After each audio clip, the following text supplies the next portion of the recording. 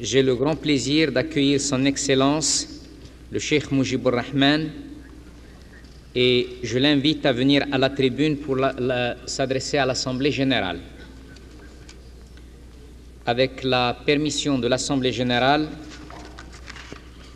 je demande au chef du protocole d'aller chercher le Cheikh Mujibur Rahman, Premier ministre du Bangladesh.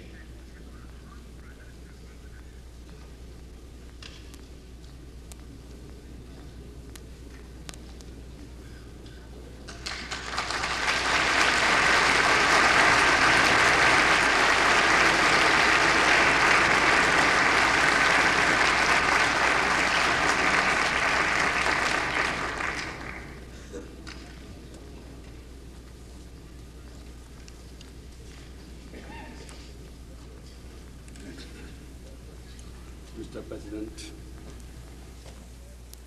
সম্মানিত প্রতিনিধিবৃন্দ, ভদ্র মহিলা ও ভদ্র মহোদয়গণ, আজ এই মহান পরিষদে আপনাদের সামনে দুটো কথা বলার সুযোগ পেয়ে আমি নিজকে ভাগ্যবান মনে করছি। মানব জাতির এই পার্লামেন্টে বাংলাদেশের ৬৭ কোটি মানুষ প্রতিনিধিত্ব লাভ করায় আপনাদের মধ্যে যে গভীর সন্তোষের ভাব আমি লক্ষ্য করেছি, আমিও তার অংশীদার। বাঙালি জাতির জন্য এটা এক ঐতিহাসিক মুহূর্ত, কারণ তার আত্মনিয়ন্ত্রণের অধিকার অর্জনের সংগ্রাম আজ বিরাট সাফল্য দ্বারা চিহ্নিত। একটি স্বাধীন দেশের স্বাধীন নাগরিক হিসাবে মুক্ত সম্মানজনক জীবনযাপনের অধিকার অর্জনের জন্য বাঙালি জাতি বহু শতাব্দী ধরে সংগ্রাম চালিয়ে এসেছে। তারা চেয়েছে বিশ্বের সকল জাতির সঙ্গে শান্তি ও সৌহার্দ্যের মধ্যে বসবাস করতে। জাতিসংঘ সনদে যে মহান আদর্শের কথা বলা হয়েছে তা আমাদের জনগণের আদর্শ, এবং এই আদর্শের জন্য তারা চরম ত্যাগ স্বীকার করেছেন। এমন এক বিশ্ব ব্যবস্থা গঠনে বাঙালি জাতি উৎসর্গীকৃত, যে ব্যবস্থায় সকল মানুষের শান্তি ও ন্যায় বিচার লাভের আকাঙ্ক্ষা পরিতৃপ্ত হবে। এবং আমি জানি আমাদের এই প্রতিজ্ঞা গ্রহণের মধ্যে আমাদের লাখো লাখো শহীদের বিদেহী আত্মায় তৃপ্ত নিহিত রয়েছে। আমাদের জন্য বিশেষ সৌভাগ্যের কথা, বাংলাদেশ বিরাট চ্যালেঞ্জ মোকাবেলা করার কাজে যেসব দেশ ও জাতি বাংলাদেশকে সাহায্য করেছেন, আমি তাদেরও আমার আন্তরিক ধন্যবাদ জানাই। জাতিসংঘে আমাদের আসন গ্রহণকে যারা অভিনন্দন জানিয়েছেন, আমি তাদেরও বাংলাদেশের জনসাধারণের আন্তরিক ধন্যবাদ পৌঁছে দিচ্ছি। সে প্রতিশ্রুতি অধিকার অর্জনের জন্য এশিয়া, আফ্রিকা ও ল্যাটিন আমেরিকায় লাখো লাখো মুক্তি সেনানীকে আত্মহত্যা দিতে হয়েছে। এই সংগ্রাম এখনও চলছে। গায়ের জোরে বেআইনিভাবে এলাকা দখল, জনগণের ন্যায়সঙ্গত অধিকারকে নস্যাৎ করার কাজে শক্তির ব্যবহার, বর্ণ বৈষম্যের বিরুদ্ধে চলেছে জবর দখলকারীদের সম্পূর্ণ উচ্ছেদের জন্য প্যালেস্টাইনের জনগণের ন্যায়সঙ্গত জাতীয় অধিকার এখনো অর্জিত হয় নাই। উপনিবেশবাদ উচ্ছেদের প্রক্রিয়া ত্বরান্বিত হলেও চূড়ান্ত লক্ষ্যে এখনো পৌঁছেনি। একথা আফ্রিকার জন্য আরও বিশেষভাবে সত্য। সেখানে জিম্বাবুয়ে ও নামিবিয়ার জনগণ স্বাধীনতা ও জাতীয় মুক্তির চূড়ান্ত সংগ্রামে এখনো ব্যাপৃত। বর্ণবৈষম্য ন্যূনতম নিশ্চয়তা লাভ করবে। সম্প্রতি গোটা বিশ্বে যে অর্থনৈতিক বিপর্যয় দেখা দিয়েছে, তার পরিপ্রেক্ষিতে একটি ন্যায়সঙ্গত ও আন্তর্জাতিক অর্থনৈতিক ব্যবস্থা গড়ে তোলার কাজে আমাদের আরও তরির ব্যবস্থা গ্রহণ করা উচিত। এ বছরের গোড়ার দিকে অনুষ্ঠিত এই পরিষদের বিশেষ অধিবেশনে বিশ্বের বর্তমান গুরুতর অর্থনৈতিক অবস্থা সম্পর্কে আলোচনা হয়েছে। আমি এমন একটি দেশের পক্ষ থেকে কথা বলছি, যে দেশটি বর্তমানে অর্থনৈতিক দুর্যোগের ক্ষতিগ্রস্ত দেশগুলির তালিকায় শীর্ষস্থানে রয়েছে। এই ক্ষতি কতটা গুরুতর আমি সে সম্পর্কে কিছুটা আলোকপাত করতে চাই। যুদ্ধের ধ্বংসস্তূপের উপরই বাংলাদেশের জন্ম হয়েছিল। তারপর থেকে একের পর এক প্রাকৃতিক বিপর্যয়ে আমরা সম্মুখীন হয়েছি। সর্বশেষ এবারে নজিরবিহীন বন্যা। সাম্প্রতিক বন্যার বিপর্যয় কাটিয়ে ওঠার উদ্দেশ্যে বাংলাদেশের প্রতি সাহায্যের হাত বাড়িয়ে দেওয়ার ব্যাপারে সক্রিয় ব্যবস্থা গ্রহণ করার জন্য আমরা জাতিসংঘ, সংশ্লিষ্ট সংস্থাসমূহ ও ও সেক্রেটারি জেনারেলের কাছে কৃতজ্ঞ। আলজেরিয়ার প্রেসিডেন্ট বুমেদিন, পররাষ্ট্রমন্ত্রী বুতেফলিকা বাংলাদেশের সাহায্যে এগিয়ে আসার জন্য জোট নিরপেক্ষ দেশসমূহের প্রতি আবেদন জানিয়েছেন।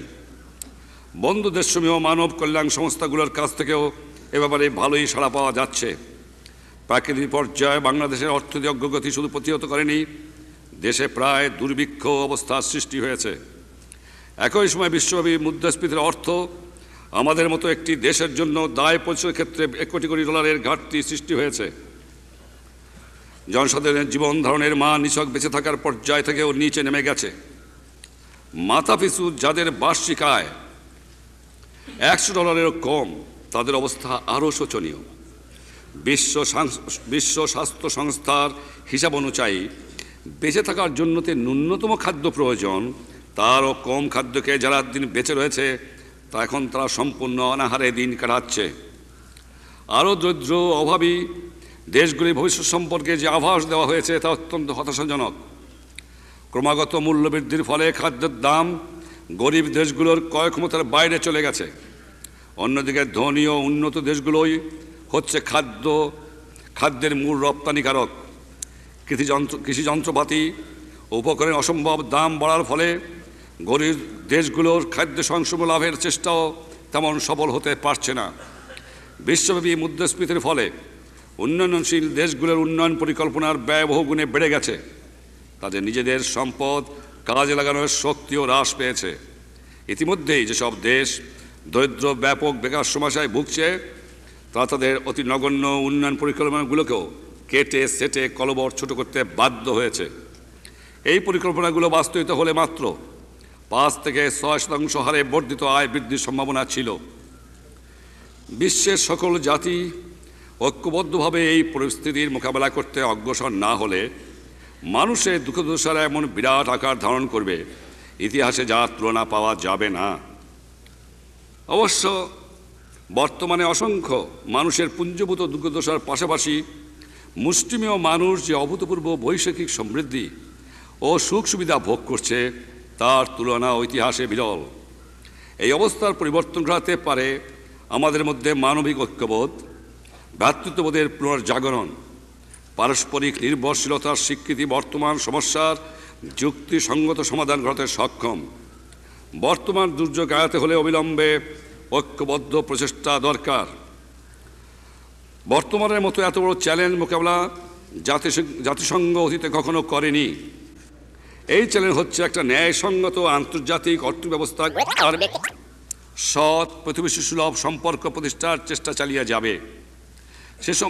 যে সম্পর্কের ভিত্তি হবে শান্তিপূর্ণ সহ অবস্থান, পরস্পরের সার্বভৌমত্ব ও আঞ্চলিক অখণ্ডতার প্রতি সম্মান প্রদর্শন এবং একে অন্যের আভ্যন্তরীণ বিষয়ে হস্তক্ষেপ না করা।